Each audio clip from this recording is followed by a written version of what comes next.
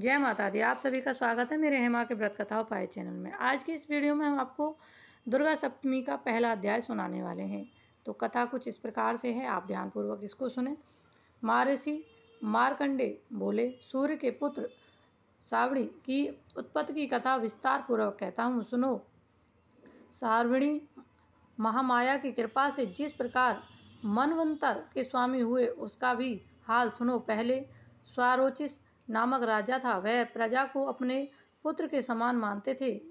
तो तभी कौल विद्यावंशी राजा उनके शत्रु बन गए। दुष्ट को दंड देने वाले राजा सूरत की उनके साथ लड़ाई हुई। कौल विद्यावंशी के संख्या में कम होने पर भी राजा सूरत युद्ध में उनसे हार गए। तब वह अपने नगर में आ गए। केवल अपने देश का राज्य ही उनके पास रह गया और वह उसी देश के राजा होकर रह गए। राजा को बलहीन देकर उसके दुष्ट मंत्री ने राजा की सेना और खजाना अपने अधिकार में कर लिया। राजा सूरत अपने राज्य अधिकारी को हार गया। शिकार खेलने के बहाने घोड़े पर सवार होकर वहां से एक भयंकर वन की ओर चले गए। उस वन में उन्होंने महर्षि मेघा आश्रम देखा। वहां मेघा महर्षि अपने शिष्य तथा मनुष्यों से सुशोभित बैठे हुए थे और वहां कितने ही हिंसक जीव परम शांति भाव से रहते हैं। राजा सूरत ने महर्षि मेघा को प्रणाम किया और महर्षि ने भी उनका उचित सत्कार किया। राजा सूरत महर्षि के आश्रम में कुछ समय तक ठहरे। अपने नगर की ममता को आकर्षण से राजा अपने मन में सींचने लगे। पूर्व काल में पूर्वजों ने जिस नगर का पालन किया था वह आज मेरे हाथ से निकल गया। मेरे दुष्ट एवं दुरात्मा मंत्री मेरे नगर की अब धर्म से रक्षा कर रहे होंगे या नहीं। मेरा प्रधान हाथी जो कि सदा मद वर्षा करने वाला और सूरवीर था, मेरे बैरियों के बस में होकर न जाने क्या दुख भोग रहा होगा। मेरे आज्ञाकारी नौकर जो मेरी कृपा से धन और भोजन पाने से सदैव सुखी रहते थे, मेरे पीछे पता नहीं वो क्या कर रहे होंगे। अब वह निश्चय ही दुष्ट राजाओं को अनुसरण करते होंगे तथा मेरे दुष्ट एवं दुरात्म मंत्रियों द्वारा व्यर्थ ही धन को व्यय करने से सचेत किया। मेरा खजाना एक दिन अवश्य खाली हो जाएगा। इस प्रकार बहुत सी बातें सोचता हुआ राजा निरंतर दुखी रहने लगा। एक दिन राजा ने सूरत ने महर्षि मेघा के आश्रम के निकट एक वैश्य को देखा। राजा ने उससे पूछा, भाई तुम कौन हो?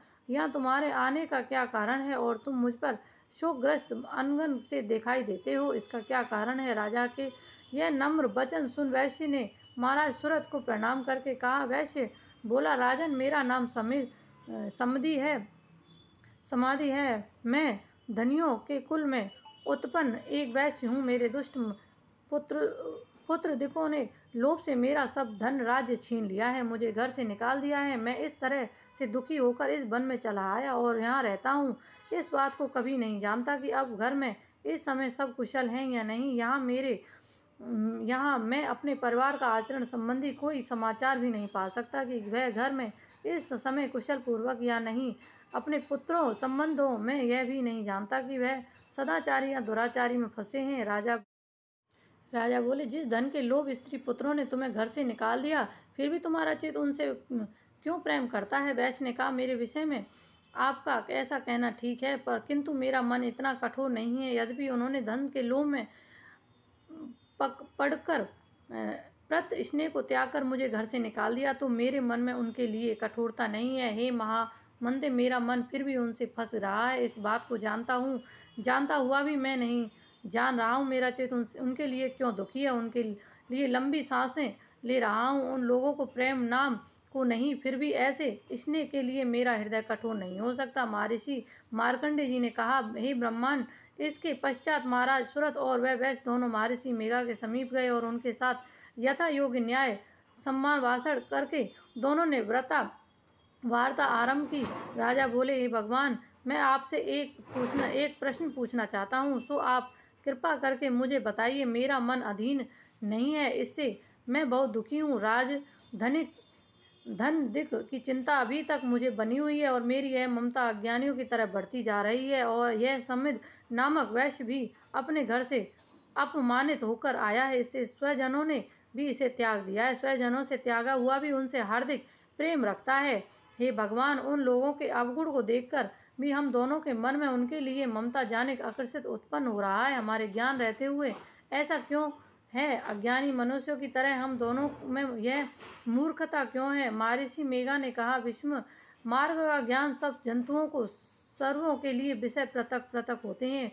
कुछ दिन में नहीं देखते और कुछ रात, परंतु कई जीव ऐसे जिन तथा दिन रात दोनों में देख सकते हैं। यह सत्य है कि मनुष्य में ज्ञान प्रदान, किंतु केवल मनुष्य ही ज्ञानी नहीं होता, पशु पक्षी भी ज्ञानी होते हैं। जैसे यह पशु पक्षी जाने वैसे ही मनुष्य का ज्ञान है, और ज्ञान में वैसे ही पक्षियों में तथा अन्य बातों में दोनों में एक जैसी पाई जाती है। ज्ञान होने पर भी इन पक्षियों की ओर देखा कि अपने भूख से पीड़ित बच्चों की चोंच में कितने प्रेम से अन्नदान डाल रहे हैं। श्री हरि को जो माया है उसी से यह संसार मोहित हो रहा है, इसमें आश्चर्य की कोई बात नहीं है। यह भगवती देवी प्रसन्न होकर मनुष्य को मुक्ति प्रदान करती है, यही संसार के बंधन का कारण है तथा संपूर्ण ईश्वर की भी स्वामिनी। महाराज सूरत ने पूछा, भगवान वह देवी कौन सी है जिसको आप महामाया कहते हैं? हे ब्रह्मांड, वह कैसे उत्पन्न हुई और उसका कार्य क्या है? इसके चरित्र कौन है? हे सो प्रभु, जैसा प्रभाव जैसा स्वरूप वो है, कृपा कर मुझे कहिए, आपसे सुनना चाहता हूँ। महर्षि मेघा बोले, राजन वह देवी तो नित्य स्वरूप है जिसके द्वारा यह संसार रचा गया है। तब भी उसकी उत्पत्ति अनेक प्रकार से होती है, वह सब आप मुझसे सुनो। वह देवताओं का कार्य सिद्ध करने के लिए प्रकट होती है, उस समय वह उत्पन्न हुई कहलाती है। संसार को जलमय करके जब भगवान विष्णु योग निद्रा का आश्रय लेकर शिष्य पर रहे हैं, तब मधु केटव नाम के दो असुर उनके कानों में मैल से प्रकट हुए हैं। वह श्री ब्रह्मा जी को मारने के लिए तैयार हो गए। श्री ब्रह्मा जी ने जब उन दोनों को अपनी ओर से आते देखा, यह भी देखा भगवान विष्णु योगेंद्र का आश्रम लेकर सो रहे हैं। वह समय भी श्री भगवान को जगाने के लिए नेत्रों में निवास करने वाली योगेंद्रियों की स्थिति करने लगे। श्री ब्रह्मा जी ने कहा, देवी तुम ही स्वाहा, तुम ही स्वधा और तुम ही वष्ट कपार हो। स्वर भी तुम्हारा, स्वरूप भी तुम्हारा है। ये जीवन सुधा देने वाली हो। नित्य अक्षर प्रणव में